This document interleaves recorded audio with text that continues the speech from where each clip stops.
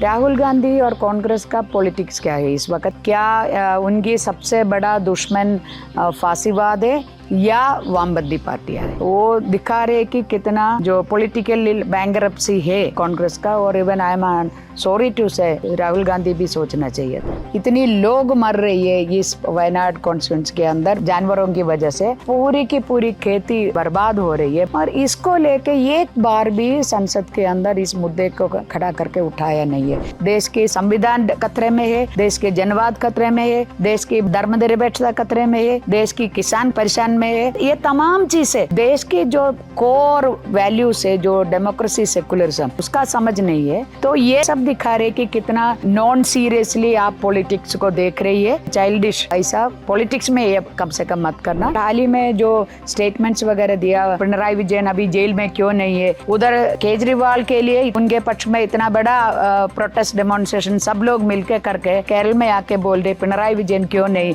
Jail में है। तो ये सारा चीज दिखा रहे कि एक पॉलिटिकल इमेच्योरिटी दिखा रहे। ललन टॉप चुनाव यात्रा पावर्ड बाय मंगलदीप। प्रार्थना की महक प्रार्थना के बाद भी। प्रार्थना की महक प्रार्थना के बाद भी। इस वक्त हमारे साथ वायनाड सीट से राहुल गांधी के खिलाफ चुनाव लड़ने वाली सीपीआई के सिंबल पर एनी राजा हैं। एनी, सबसे पहला सवाल जो केरला और केरला के बाहर सब पूछ रहे हैं, ऐसे तो सीपीआई और कांग्रेस एक हैं जब हम इंडिया अलायंस देखते हैं, फिर केरला में आते ही अलग अलग क्यों हो जाते हैं? क्यों एक दूसरे के खिलाफ चुनाव लड़ने लगते हैं? बहुत अच्छा, आपको शुक्रिया आपने ये प्रश्न मुझे पूछा है, क्योंकि सब बहुत सारे लोगों को मन में ये सवाल है। जो इंडिया अलायंस का जो गठन हो रही थी, शुरुआत हो रही थी, उस वक़्त हर चीज़ thoroughly डिस्कस किया था। उस वक़्त ये बताइए, क्योंकि स्टेट स्पेसिफिक अलायंस के बारे में चर्चा कर रहे थे, फिर नेशनल में आके इसके बाद चुनाव के बाद देखना है। तो स्टेट स्पेसिफिक अलायंस के बारे में बात करने वक्त ये बिल्कुल साफ किया था कि बिल्कुल क्लियरली बताया था, केरला में ऑलरेडी 2 कॉम्बिनेशन है। एक तो वामपंथी कॉम्बिनेशन है, एक तो कांग्रेस के नेतृत्व में यूडीएफ है। तो ये ऐसा ही रहेगा, इसमें कोई इधर उधर का बात नहीं है करके तमाम जो इंडिया अलायंस का लीडरशिप इसको सहमति भी दिया था, एग्री किया था। सो उसी के आधार जो वामपंथी पार्टियों ने चुनाव घोषणा करने से भी बहुत दिन पहले, लगभग 1 महीने पहले, कि हमने 20 कॉन्स्टिट्यूंसी है, इधर 20 सीट है केरला में, 20 सीटों में अपना उम्मीदवार का नाम घोषित किया और तमाम साथी अपना काम शुरू किया, जो कैंडिडेट्स अपना काम शुरू किया। और मैं सबसे लास्ट पहली मार्च से ही मैं शुरुआत किया है। तो इसमें ऐसा कोई ये नहीं है कि ये क्यों ऐसा हो रहा है। ये सभी लोगों ने तमाम जो इंडिया अलायंस का पार्टियों का लीडरशिप ने डिसीजन है, इधर लेफ्ट और वर्सेस कांग्रेस होगा, उसी के आधार पर मैं इधर कंटेस्ट कर रही हूँ। और वामपंथी पार्टियों की पार्टी के लिए पार्टी इस वक्त का चुनाव को बहुत सीरियसली देख रही है, क्योंकि हमारे देश की जो जनवाद, हमारे देश का धर्मनिरपेक्षता, ये तमाम चीज़ें बहुत चैलेंज फेस कर रही है जो संघ परिवार फासिज्म के वजह से। तो इस वक्त लेफ्ट पार्टी ने, आप कैंडिडेट को देखेगा तो बहुत सीनियर लोगों को उतारा है, ताकि आउटसाइड पार्लियामेंट हम स्ट्रगल कर रहे हैं, फाइट कर रही है, और इनसाइड पार्लियामेंट भी हमें उसी प्रकार जो हमारी संविधान को बचाने का, संविधान के और संविधान के ऊपर होने वाला हर अटैक को रोकने का, उसका प्रयास सब संसद के अंदर भी होना चाहिए। नहीं तो देखिए, ये हर एक बिल 1 मिनट सेकंडों में पास हो रही है, और तमाम चीज़ें ऐसा हो रही है। चाहे वो किसान खेती कानून हो, जो किसानों के लिए कानून बनाया, चाहे वो नया एजुकेशन पॉलिसी हो, तमाम चीज़ें अभी देखेगा तो इसका, इसलिए हम ऑल दी 20 सीट्स यदि आप केरला में देखे कैंडिडेट्स को आप देखेगा तो सब लोग सीनियर लोग हैं, और फाइट कर रही है। लेकिन जब हम स्टेटमेंट्स देखते हैं, जैसे राहुल गांधी जब भी केरला आते हैं तो वो कहते हैं कि Pinarayi Vijayan is the B team of BJP. Pinarayi Vijayan भी राहुल गांधी पर ऐसे कमेंट्स करते हुए दिखते हैं। मतलब ये देखकर लगता ही नहीं है कि दोनों पार्टीज कहीं पर भी अलायंस में हैं, एक दूसरे के खिलाफ स्टेटमेंट देने में कुछ ज़्यादा ही लाइन क्रॉस नहीं हो जाती? नो, इसमें पहला दो बात है। इसमें पहला बात है कि मैंने जैसे बोला आपको, चुनाव घोषणा करने से भी बहुत पहले वामपंथी पार्टियों ने उनका उम्मीदवार को उतारा था, और चुनाव घोषणा होने से बहुत पहले से ही हम ये मैसेज पब्लिकली भी दे रही है कि राहुल गांधी केरल से कंटेस्ट नहीं करना चाहिए, क्योंकि ये इधर लेफ्ट वर्सेस कांग्रेस है, इधर का लोग कंटेस्ट करे देखे। मगर राहुल गांधी एक कांग्रेस का एक टॉप लीडर है। टॉप लीडर आके इधर लेफ्ट के खिलाफ कंटेस्ट करने का मतलब यह है कि बीजेपी को खास कर नरेंद्र मोदी को एक डंडा दे रहे, वेपन दे रहे हमें अटैक करने के लिए, और एक अच्छा मैसेज राहुल गांधी के कंटेस्ट से नहीं होगा करके। मगर राहुल गांधी खुद मुझे पता चल गया है कि एक इंडिया अलायंस का मीटिंग का अंदर भी राहुल गांधी ने बोला, कुछ लीडर्स बोल रहे मैं केरल से कंटेस्ट नहीं करना है करके, मगर मैं अभी तक कोई डिसीजन नहीं लिया है। तो ऐसा नहीं है कि राहुल गांधी को ये चीज़ पता नहीं था, जो बाकी पार्टी का नेता लोग क्या बोल रहे इसके बारे में कोई वो अनजान था करके, ऐसा नहीं है। मगर इसके बावजूद भी कांग्रेस ने तय किया है कि राहुल गांधी को इधर से ही कंटेस्ट करना। तो नेचुरली प्रधानमंत्री शुरू किया है, तो इंडिया अलायंस कुछ भी नहीं है, इंडिया अलायंस ये तमाम चीज़ें विजुअलाइज करना चाहिए था कि इधर बात ऐसा है कि राहुल गांधी और कांग्रेस का पॉलिटिक्स क्या है इस वक्त, इस चुनाव को लेके। क्या उनकी सबसे बड़ा दुश्मन फांसीवाद है या वामपंथी पार्टियां है, ये बताना चाहिए।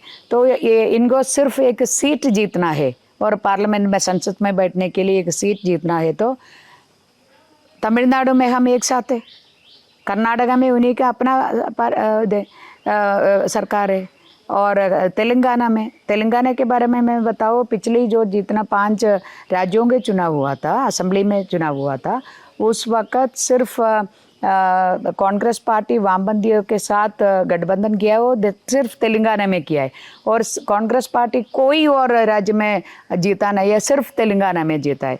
और उधर भी जो अलायंस हुआ सिर्फ सीपीआई के साथ हुआ है, और इधर आके सीपीआई के खिलाफ कंटेस्ट कर रहे हैं। तो बात ऐसे सिर्फ एक सीट जीतना है, तो वो ये तीनों राज्यों में बिल्कुल पक्का है कोई भी सीट। और तेलंगाना वगैरह बीजेपी भी थोड़ा सा है स्ट्रॉन्ग है, तो एक बीजेपी का कैंडिडेट के खिलाफ कंटेस्ट कर सकती है और जीत सकती है, उधर कोई प्रॉब्लम नहीं है।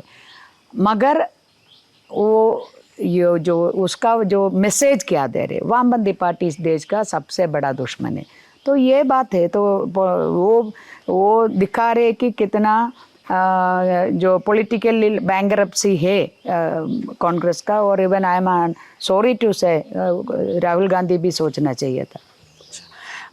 आपको क्या लगता है, राहुल गांधी ने 2019 में वायनाड की सीट ही क्यों चुनी, और 2024 का चुनाव भी वो वायनाड से ही क्यों लड़ रहे हैं? वायनाड के क्या इश्यूज है, क्या प्रॉब्लम्स है इस लोकसभा सीट की?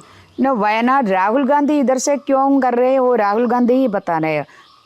लोग पूछ रहे कि क्या वामपंथी पार्टी राहुल का सबसे बड़ा दुश्मन है, राहुल के खिलाफ कुछ होगा तो सबसे पहले वामपंथी पार्टी खड़ा होकर उनको प्रोटेक्शन में स्टेटमेंट दे रहे या सब कुछ कर रही है। तो लोग ये सब देख रहे हैं। इधर प्रॉब्लम क्या है, इधर प्रॉब्लम बहुत है। इधर अभी इस कॉन्स्टिट्यूंसी बनने के बाद ये चौथा चुनाव है, तीनों बार कांग्रेस का उम्मीदवार इधर जीता था, इंक्लूडिंग राहुल गांधी। और इधर जो इश्यू है वो इश्यूज अभी फ़िलहाल आप किसी से भी पूछो तो बोलेंगे कि मैन एनिमल कॉन्फ्लिक्ट है। तो इसके लिए एक अभी जो कानून है 1972 में बनाया था, उस कानून को एक अमेंडमेंट के बगैर ये नहीं हो पाओगी, ये इसको कम्प्लीटली आप रोक नहीं पाओगे, क्योंकि क्लाइमेट चेंज हो गया, ये एनिमल्स का नंबर बढ़ गया है। तो एलिफेंट्स, टाइगर्स और वो तमाम चीज़ें आके परसों भी इधर इस टाउन में कलकत्ता टाउन में वाइल्ड बोर आए थे और ये तमाम चीज़ें हो रही थी। तो इसको लिए वो कानून में थोड़ा अमेंडमेंट चाहिए, वो पार्लियामेंट में उठाना चाहिए ना। इतनी लोग मर रही है इस वायनाड कॉन्स्टिट्यूंसी के अंदर बिकॉज जो जानवरों की वजह से, और पूरी की पूरी खेती बर्बाद हो रही है, बर्बाद कर रही है जानवर आके। किसान इतना परेशान है, वो पता नहीं उनको खाने के लिए भी बहुत मुश्किल हो रही है क्योंकि ये खेती करके वो अपना ये आजीविका कर रही है, किसान लोग हैं, तमाम लोग हैं। और इसको लेके एक बार भी संसद के अंदर इस मुद्दे को खड़ा करके उठाया नहीं है। ये उन लोगों का लाइफ और लाइवलीहुड का मुद्दा है। आप उसके बारे में भी कुछ नहीं, आप रेलवे लाइन का छोड़ो, आप जो नाइट कर्फ्यू जो ट्रैवल का बैन है 9 बजे के बाद वो भी आप छोड़ दें, मगर जनता की जान और आजीविका के बारे में तो कम से कम उसके ऊपर इतना बड़ा ये अटैक हो रहे वाइल्ड जो जंगली जानवरों की वजह से, तो उसको कम से कम उठाए। कांग्रेस इसके काउंटर में कहती है कि ना हम सेंटर में हैं, वहाँ बीजेपी है, और यहाँ स्टेट में सीपीआई है।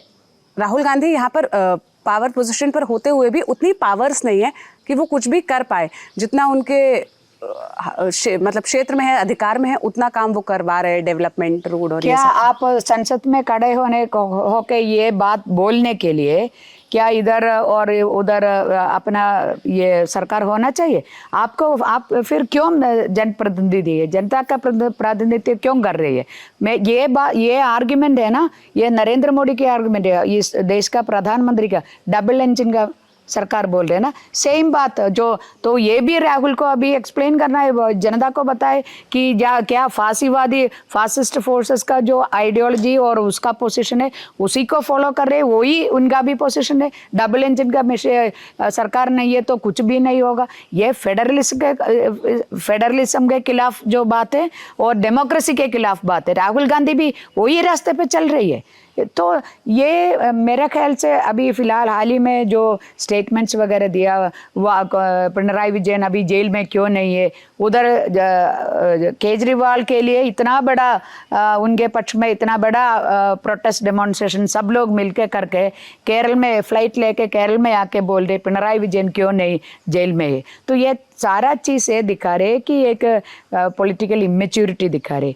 और एक तो ये बात होगा, या दूसरा है कि ये इस देश में आज हालात है जो पॉलिटिकल राजनीतिक हालात है, और देश में जनता कितना बड़ा डेंजर के सामना कर रही है। देश की संविधान खतरे में है, देश के जनवाद खतरे में है, देश की धर्मनिरपेक्षता खतरे में है, देश की किसान परेशान में है, नौजवान ये तमाम चीज़ें वो किसान का छोड़ो, ये नौजवान को छोड़ो, देश की जो कोर वैल्यूज है जो डेमोक्रेसी सेकुलरिज्म, इसका ऊपर इतना बड़ा जो थ्रेट होके फासिज्म आज ये खड़ा हो रही है, वो उस वक़्त आप उसको समझ नहीं है, उसका समझ नहीं है। आप बोल रहे कि पिनराई विजयन क्यों जेल में नहीं है। तो ये सब दिखा रहे कि कितना नॉन सीरियसली आप पॉलिटिक्स को देख रही है। पॉलिटिक्स बहुत सीरियसली देखना है, जनता की लाइफ को रख के आप खेल नहीं खेलना। बच्चा जो छोटा बच्चा जो चाइल्डिश ऐसा पॉलिटिक्स में ये कम से कम मत करना। राजनीति को आपको समझना है, राजनीति को आप उसी के अनुसार, कांग्रेस की जो ट्रेडिशन है उसके अनुसार आपको जो स्टेटमेंट जो भी दे रहे हैं, आपकी स्टेटमेंट के वजह से ये फांसीवाद के खिलाफ जो एक जनता का एक स्ट्रगल है उसको आप कमज़ोर मत करना। एक आखिरी सवाल बस आपसे है, आप सीपीआई की राष्ट्रीय कार्यकारिणी की भी सदस्य हैं, आप जो उनकी महिलाओं की जो विंग है उसकी भी महासचिव हैं, लेकिन बीजेपी के वर्कर्स ये सवाल कर रहे हैं, जो यहाँ पे भी सुनने को मिला, कि डी राजा सीपीआई के जनरल सेक्रेटरी है, आप उन्हीं की ही वाइफ भी हैं, तो परिवारवाद का जो आरोप बीजेपी लगाती है कांग्रेस पे, वो सीपीआई पे भी लागू होता है। ठीक है, परिवारवाद का आरोप कौन लगा रहे? बीजेपी लगाती है ना सबका ऊपर। मैं पहले से ही इधर मैं लीडर था पहले ही इधर, तो ये नहीं है कि मैं डी राजा को शादी करके डी राजा का नाम को लेके मैं ये कंडस्ट कर रहे। आप कन्नौर की रहने वाली? मैं कन्नौर की है। और बिल्कुल बॉर्डर है मेरे इस वायनाड मंडल में कॉन्स्टिट्यूंसी के अंदर। मेरा पहले भी मेरा महिला फेडरेशन से ही मैंने मेरा काम शुरू किया है, तो उसका तमाम यूनिट इधर है। ये तमाम इलाका मेरा बहुत परिचित इलाका है, मैं इधर बहुत साल काम किया है।